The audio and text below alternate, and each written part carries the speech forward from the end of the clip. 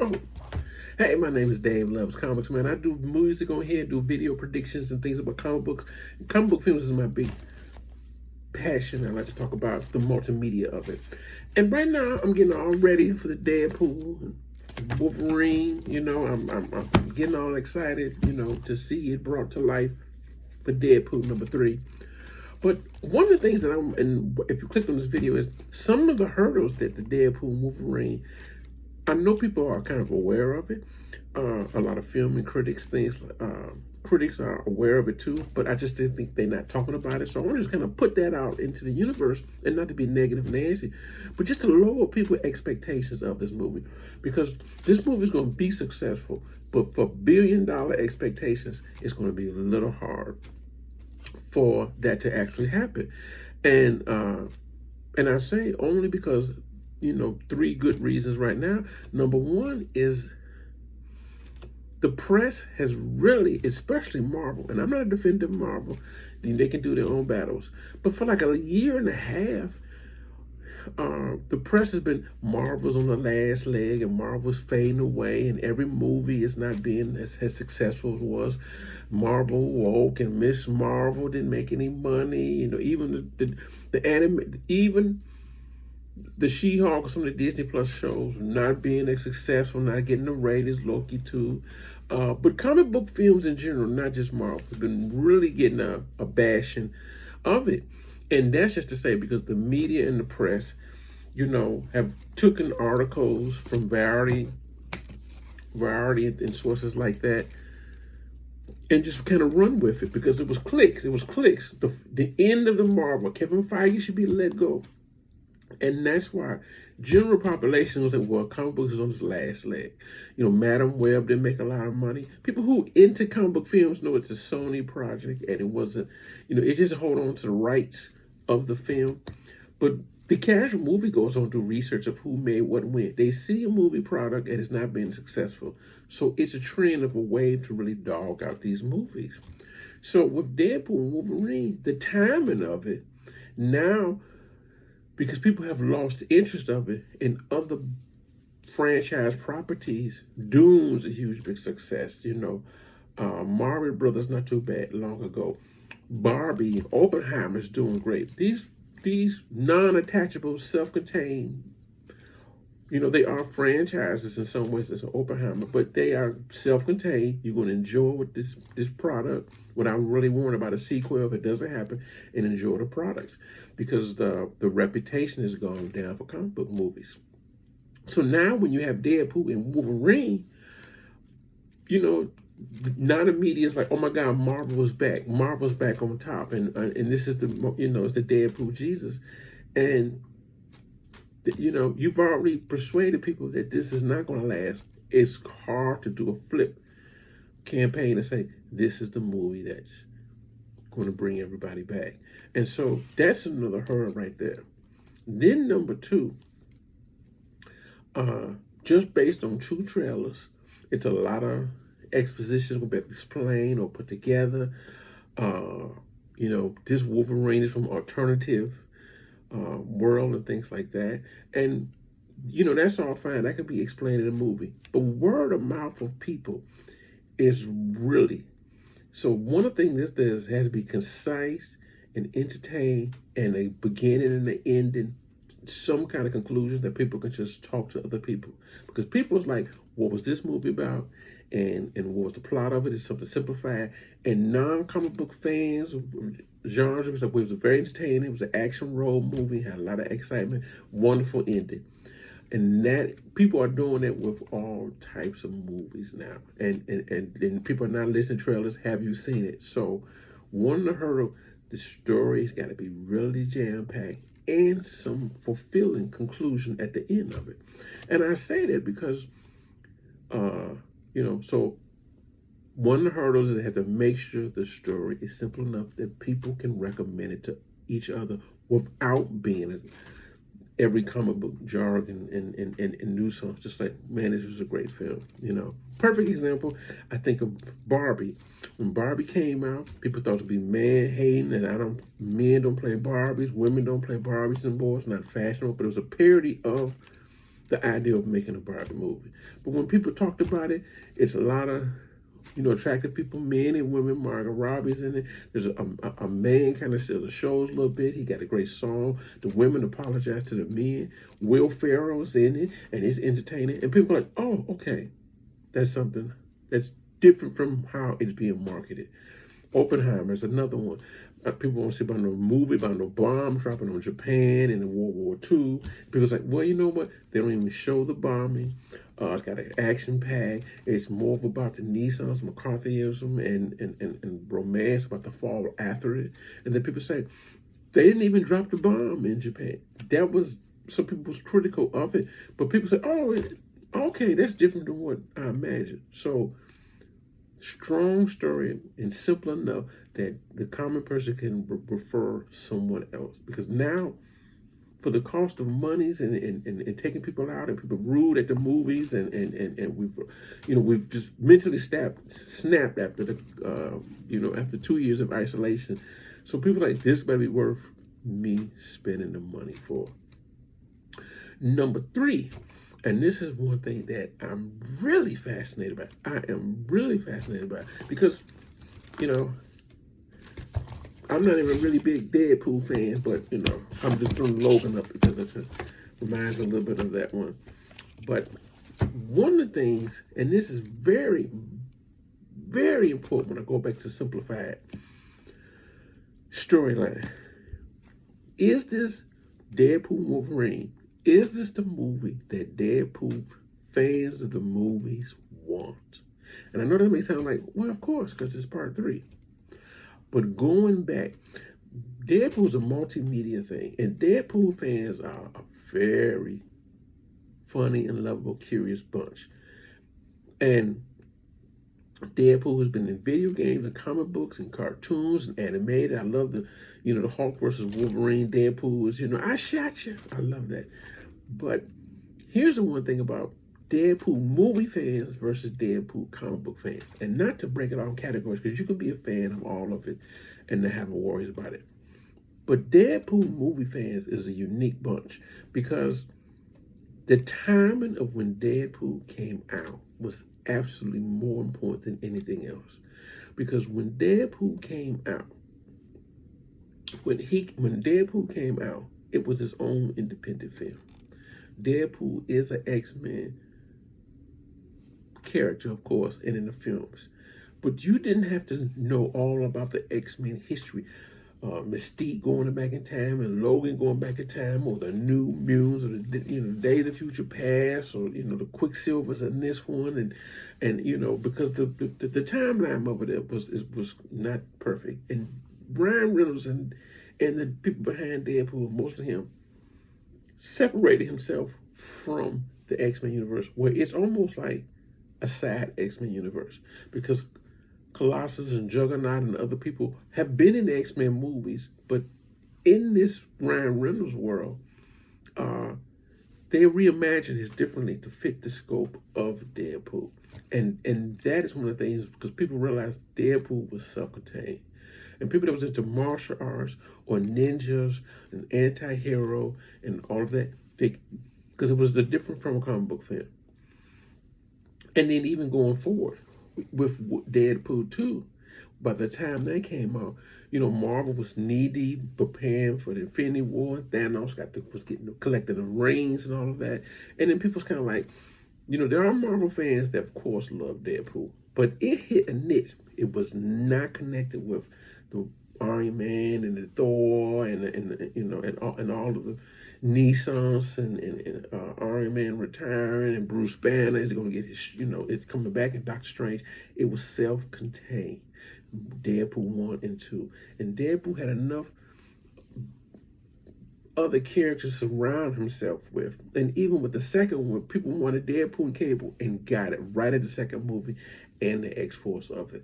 And that was a miracle of it. Because the uniqueness about Deadpool that Ryan Reynolds really hit on, that is absolutely fascinating, because one of the core things that's different from the movie versus the actual character, but it's probably overlapping. But like Ryan Reynolds' Deadpool He puts on a mask to hide from the ones he loves and not necessarily to protect. Because Wayne Williams is Deadpool.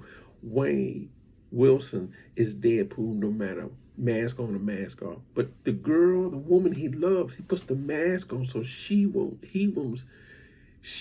see him. And that is a unique thing about it. And that is different from the superhero. Like, I've got to put my mask on and, you know, do you have a secret identity? And it was like, I just don't want you to see my face.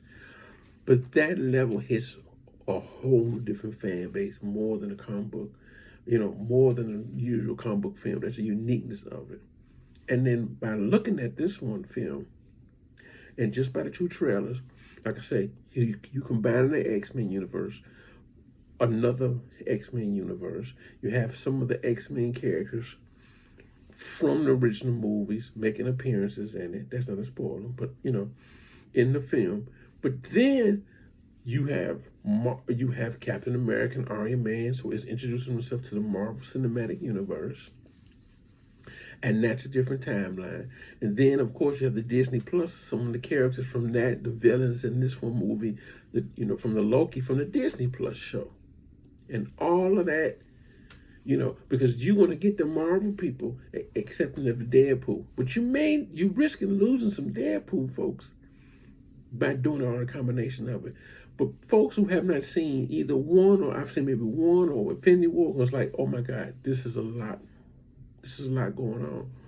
And that, you know, it could be well told, but people watching the trailer who's kept over some couple movies, like, that sounds like it's too much going on. It sounds like homework, you know. The movie may have been explaining, but it goes back. It has to be tight, but it's a hurdle that you may lose some of that, you know, earlier audience. And even now, the people who make Deadpool Wolverine, like, this is not really Deadpool 3. You know, this is a whole new set adventure, and you got a different style of director, Sean Levy, you know, who did Fall Guy, which is very hit or miss film, but it was entertaining, and it's probably I would probably recommend people to see The Free Guy, you know, The Free Guy, before seeing this one, to get a taste of what's expectations, because it's not the Tim Miller who did, it's not one of the John Wick folks who behind it. So it's a whole new comedic thing and the action looks good, but to get that sensibility of it though. Then lastly, one thing, and I go right back to the press, how they are overhyping this movie, and I go back to that again. So I'm trying to, you know, I've always gone with low expectations, but people, Easter eggs in each trailer in this one. But how a lot of YouTubers make a similar mistake is they are throwing out, it could be almost scientific terms. This is going to lead to the Spider-Man getting the symbionts. It's going to be the Secret Wars, and this rumor about Robert Downey Jr. may come back, Tom Cruise may be Iron Man. You know, you hear all of these things, but like storylines in the comics, there's not how to really know more to market films anymore, because people in 23 movies or Marvel more, if people want a connection from the films they saw, because no one has, who reads comic books? I do, but a lot of comic book stores are closed. You know, is a comic book store closing probably right now? I mean, sad to say.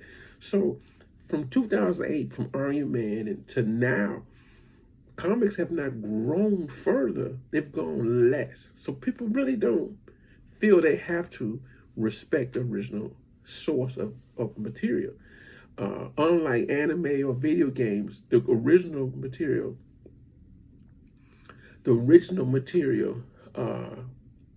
you know, will always stand up. You know, people say, man, I saw the One Piece show. I probably don't have to I don't have to watch the original show or the books. You probably get, you know, you get chased out of your head. Like, wait a minute, you know, you can't say, oh man, I saw Cowboy Bebop on Netflix. It's probably just as good as the original anime. No. So comics is differently, because people brag, I've never read a comic book in my life. I just watched the movie. And people are like, oh, well, me too. You know, it's not a really common thing, which is kind of, you know, that's a sad, for comic books not being respected. But that is the movie studio's fault and not people, because they have to be educated or marketed with the actual comic books. At the end of the movie, you should be able to get a free coupon for a graphic novel. But going back and when I'm saying that, similar for the overhype, because people want a satisfying conclusion at the end of the movie and not the promise of what is going to come. Because at the end of this movie, we don't want Deadpool to walk in to Captain America's or Miss Marvel living room and say, "I'm here." I mean, people want to see the interaction sooner than later, and not the promise of what comes next. You can't overstuff it. But when movies 2 hours long, you want the conclusion of the punch. And I think the overhypeness is, and hopefully the studio and the writers is not too affected by it. But I can see that Disney had a hand in, these are the characters that you're gonna have to populate, and you can make a fun joke about it, but we need to see some of the Marvel people interact with your world, Deadpool. I mean, that's just how it is. And I just think like The Flash is a perfect example. And not to re-review that one, but The Flash, if you look on paper on The Flash, Michael Keaton, Flash, two Flashes, Ben Affleck, Wonder Woman. I mean, you got George Clooney at it. You got all these appearances of it. Just stuff. But the tone was never picked. But the big thing is something with going back in time and losing a parent and then going back and having to sacrifice that parents. And that's just a flashpoint letting go. Even though The Flash covered similar ground, the ending was a two-fighter mouth and comedic, and then you end up with George Clooney as a Batman, and people's like, what was the lesson out of all of this? Okay, oh my God, who are you? And like, well, we just got another Batman. It wasn't as heartfelt as in the comic, and it doesn't have to be like the comic, but they needed someone to represent. He needed someone that was connected in the past and brought over and really told. Because even at the end, Ben Affleck should have been at the end and said, we have did timeline from the Zack Snyder's Justice League. They have crossed paths, went to the future, Flash has gone to the future and went back. But Ben Affleck Batman should have been the one at the end and say, I learned a lesson I have to tell you. And I saw another version of you that was sad and alone in a big castle. It wasn't you, but it was another version of you that was that. So people go like, oh, okay, this is why I was here for 2 hours. So Deadpool has to cap on something similar. People go like, yes, and not just something comedic. I'm like, oh, okay, see you in like Marvel style, some big cliffhanger, like see you next time. Because if Hugh Jackman is licensed to play a lot of films, contracted to play some other films, but how long is he going to play Wolverine? I mean, we're lucky to have him right now, knock on wood. But we can't wait 3 years for another Wolverine appearance. Something has to be laid out. Definitely with it, and that is really a big thing there. But in conclusion, that's pretty much it. So those are some of the things that were overhyped. People's distaste for comic movies. Got to bring them back. It's gonna be overhyped. It's gonna be a simple enough plot line. In as well, and especially tone on the last one, tone too, because bringing in one of the things. Side note with the Flash, and I keep comparing it to the Flash, but the Michael Keaton, Tim Burton tone mixed with this version of Flash tone didn't clash, because you can almost say this is a different version of Michael Keaton than from the Batman '89. Because boy, if it would have more of the Batman '89 and Batman Returns tone, that the Flash went in the world where it wasn't a utopia and it wasn't magical and things are outdated. Because you look at Michael Keaton, just his appearance and just more of a darker tone rather than just crazy making spaghetti. If they really went to a dark like the Flash, the Electric Snyder slow-mo world is in this huge Gotham underbelly would have been absolutely amazing. But that's a whole different movie though. But anyway, that's my love. mini TED Talk over. Like I said, I'm trying to be positive of it and lower people's expectations, but especially the part about since it's not technically Deadpool 3 and it doesn't seem like confusing or overwhelming, and hopefully it will be successful because I'm gonna be there, but I've always got. Thank you.